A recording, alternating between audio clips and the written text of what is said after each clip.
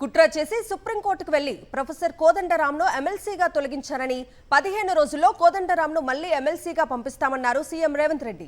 కేసీఆర్ ఇంట్లో ఉన్న వాళ్ళందరికీ పదవులు ఉంటాయి, కానీ తెలంగాణ పొలిటికల్ జేఏసీ అధ్యక్షుడిగా పనిచేసిన కోదండరాం ఎమ్మెల్సీగా ఉండకూడదా అని ప్రశ్నించారు సీఎం రేవంత్ రెడ్డి.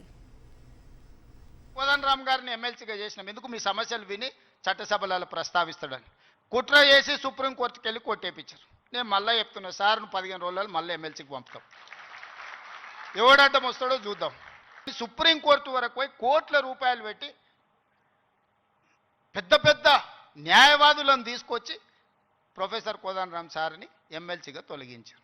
ఏం పైశాచికానందం ఇది, ఏం శునకానందం. సార్ ఒక్కడు ప్రొఫెసర్గా ఉంటే తప్ప, ప్రొఫెసర్ గారు ఎమ్మెల్సీగా ఉంటే తప్ప. మీ ఇంటిల్లి పాది మంత్రులు ఉండొచ్చు, ముఖ్యమంత్రులు ఉండొచ్చు, ఎమ్మెల్సీలు ఉండొచ్చు, ఎంపీలు ఉండొచ్చు, అన్నీ మీ కుటుంబం ఉండొచ్చు, కానీ పొలిటికల్ చేసి చైర్పర్సన్గా పనిచేసిన కోదండరాం గారు ఒక ఎమ్మెల్సీ ఉంటే మీ దుఃఖమేందని అడుగుతున్నా. నా మీద తీటు ఉందంటే నేను అర్థం చేసుకుంటా. ఆ సార్ ఏందే పాపం, ఇంటి తలుపులు వలగొట్టినా ఏమనలే సారు, నేనైతే చెంపలు వలగొడుతుంటే. ఆయనను కూడా ఉండొద్దు ఎమ్మెల్సీ కానీ అంటే ఎట్లాంటి ఆలోచనలతో ఉన్నారో ఒకసారి ఆలోచన చేయండి.